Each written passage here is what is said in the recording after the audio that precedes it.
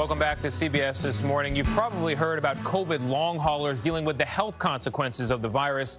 Well, this morning we're highlighting those suffering long-term economic pain. 1 full year after lockdowns forced many companies to close, the share of unemployed Americans who have been out of work for more than half a year, 6 months, have surged above 40%. So we return to a small business we visited last year at this time to see how those economic long haulers are coping and to get a sense of the challenges they face in returning to work. How are you doing? It's been tough. We first met the Annel family last March, just days after Gabe lost his job at a company that handles lighting and sound for large in-person events. You know, I mean, I get it. This has never happened before. This has never happened before. So it's time to hunker down. As America went into lockdown, Stay home. neither Gabe, nor for that matter I, could imagine how long this pandemic would last. Can we go a year? It's crazy to ask. Yeah. Or how long he'd be struggling to find work. I mean, yeah, I've sent out resumes and spoken with people, but nobody's hiring. No one, my industry's not moving now, so it doesn't matter, you know? Over the holidays, this career audio technician became a temporary UPS delivery man. At first, it feels demoralizing. You don't want to tell anybody it feels demoralizing, but it's because it's work. And it's you know, work. and so disrespectful to the people who are Not doing at that all. job. Yeah, absolutely It's just not at not all. what you were doing. Not at all. The first day, it felt demoralizing until a lot of people I met were in similar industries as me, and it felt like you're everybody else, not like, Yeah. you know. And it was helpful. It really helped. But it's clear more help is needed. 1 out of 4 small businesses actually closed in 2020, and of those that remain, over 40% of owners believe it'll take more than 6 months to recover. At corporate AV, where Gabe once worked, How big of a change have you seen year over year, pre-pandemic to right now? We might be 25% of what we would have been normally in this time.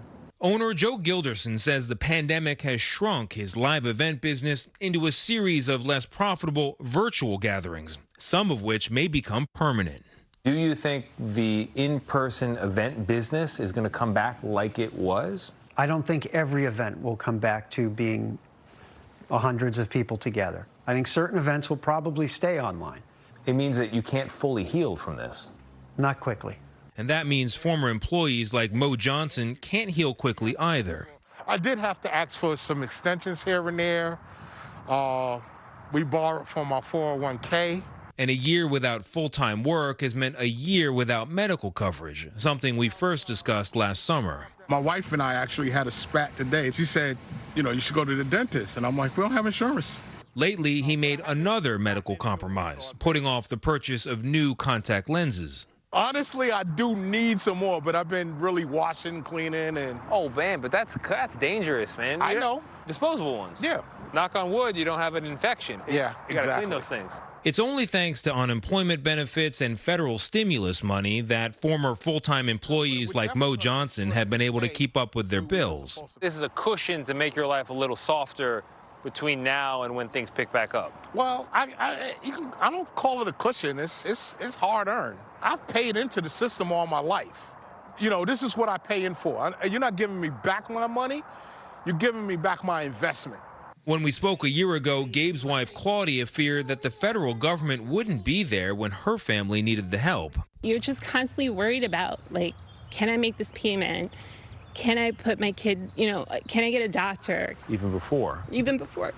But these days, even after unexpected expenses like a damaged fence and broken appliances, she has a different outlook. I don't feel as skeptical as I did last year, because last year I just really felt like, wow, we're just going to be on an island, you know?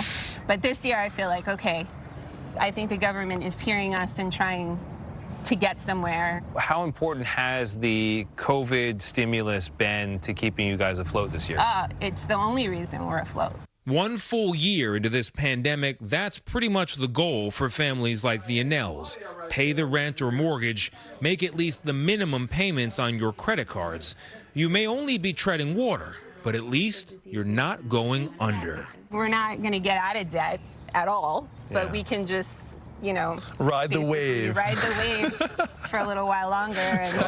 And that's the best most of us can hope for. We do want to point out some positive developments for the people in our story. Both Gabe Annel and Mo Johnson have recently been called in for part-time work at Corporate AV. That's that audio company they're part of. And when we were there last week, owner Joe Gilderson received his very first 2 phone calls for live events being scheduled for the fall. These were ones that had been canceled in 2020.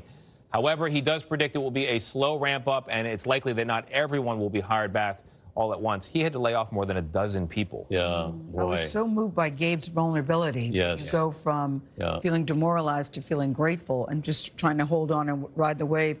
And Mo saying, you know, I put money in. Yep. That's not a cushion. I put Not money a handout. In. Yeah. It's his investment. It's his part of the Exactly American right. dream. No, and the difference that that money has made for people, it's really, literally, as you say, just it's kept them above water. Absolutely.